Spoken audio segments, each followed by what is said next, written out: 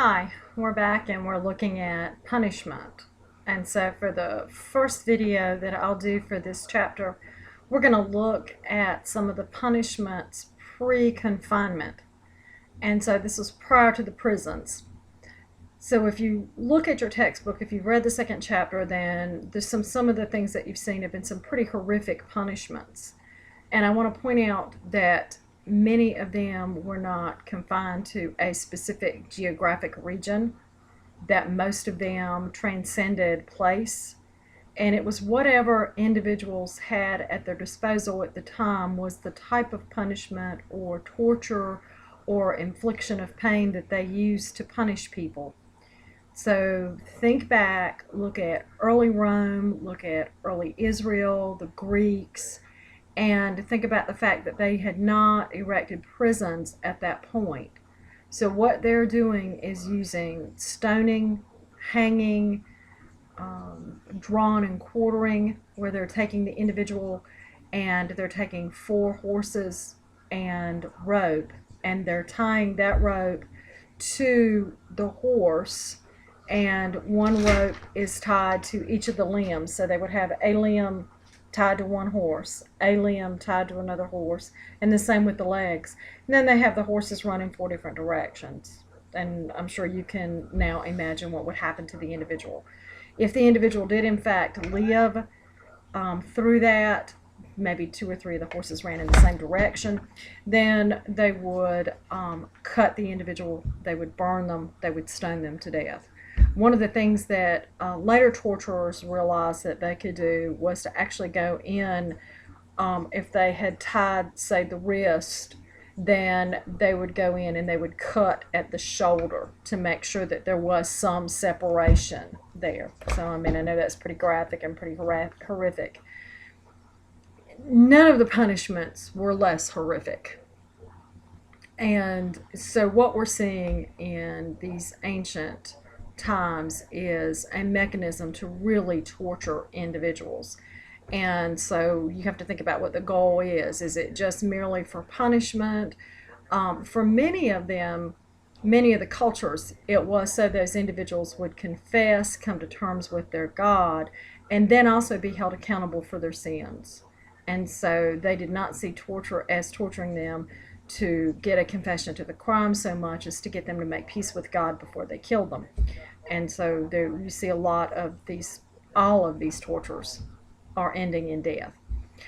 There was one really creative method of killing people, and that was called coleus. And coleus was sticking an individual in what we would think of as kind of a burlap bag. For them it would have been woven, and they would have put the individual in. They would have put in a venomous snake, they would have put in an ape and a wild dog, and then they would have cinched the sack and thrown it over a cliff into a river. And I think you can assume how that would play out. Pretty horrific for not just the individual thrown in there, but if you think about the dog, the ape, and maybe even the snake to some extent. There were some punishments that would allow the individuals to will their wealth to their family. And so if you were caught doing something wrong, one of the things that you didn't want to have done is for your family to lose their inheritance. And these punishments were reserved for males. And we'll talk later on about punishments for females, but these were really reserved for men. And so you didn't want your first son or your wife to lose everything. So what they would do is that they would take the person and they would put rocks in a sack and they would throw them into the river. And if the person floated, then they were presumed to be guilty, and they were dragged out and they were burned to death. If they sank, they may have been assumed to be innocent. Depending on the culture, it could be vice versa. Either way, the person would die. But the good news is if they were deemed by the elements to be not guilty, then that inheritance could be passed on. If they were a guilty person, they were a sinner, and then the inheritance went to the state, whatever state that might have been, Rome, Israel, or whatever. So as we look at some of those punishments, they were pretty horrific. Then we move from that to flogging, where people were actually allowed to live.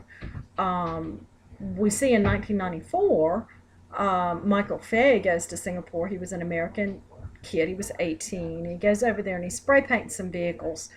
And while in the United States that probably wouldn't have been a huge deal, in Singapore it is a huge deal. Vandalism of that type is treated very harshly, and they actually whip them with a bamboo stick. It's called caning. And while that maybe doesn't sound so bad, what they do is they bend the person over. They are naked. They take that bamboo stick that has just enough swivel and play in it, and they hit them on their buttocks. And each time they hit the buttocks, what it does is actually split it. And so if you end up getting 40 whacks, there is a good chance that, well, one, we know you'll be scarred. Two, you may never walk again. And the third point is that you may get an infection from that and die. So they treat their criminals very seriously. The United States government did intervene. Michael Fay was caned. He was caned about, and I could be wrong on this, about 10 or 12 times.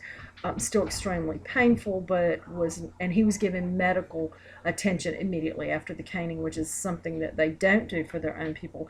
They literally send them into a cell, which is kind of filthy, and not give them any sort of antiseptic or any antibiotics. So you are at the will of what may happen. Some other punishments, there was branding. You could be branded with a hot iron, a hot poker. You could actually have a letter embossed on your forehead. If you were a thief, you would get a T. If you were a rogue, someone who didn't work, was a womanizer, who lived off of other people but really didn't steal, you could get an R.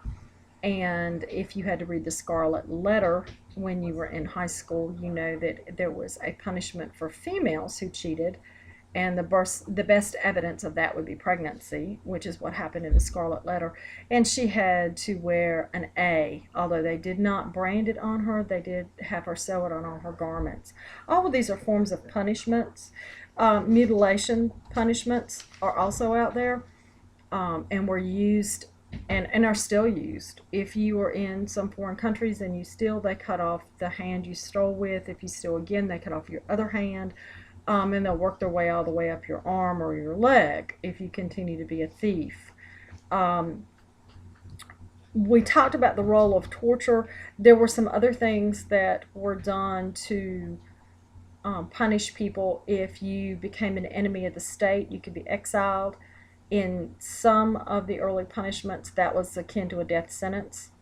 If you were in a city or a city-state that had a wall around it, and that was a protective wall, and it would go all the way around the city, and at night those gates were locked to keep out wild animals, thieves, rogues, folks like that.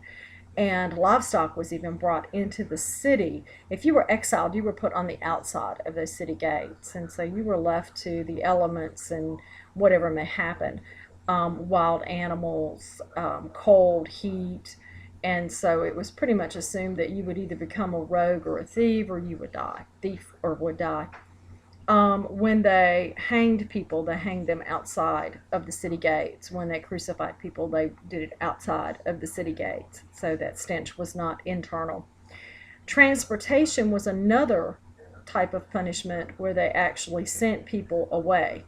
And if you're from Georgia, you may know this history, but many countries sent their prisoners to this, what we now call the state of Georgia, and in lower South Carolina, that exiled them away. So the idea was put them on a ship. If they lived to get to land, that was great. If they didn't, that was okay too. So they were sent away.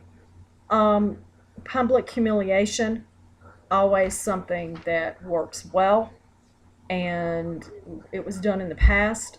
There have been some judges here of late who have decided to use it as a way to punish those individuals who they don't feel get enough punishment. Someone who shoplifts, someone who maybe abuses their spouse. And there was a judge out in the Midwest who, every time he had someone come into his court who had stolen something, he made them wear something that is called a sandwich board. It's like a piece of plywood in the front and in the back, and it hangs over the person's head.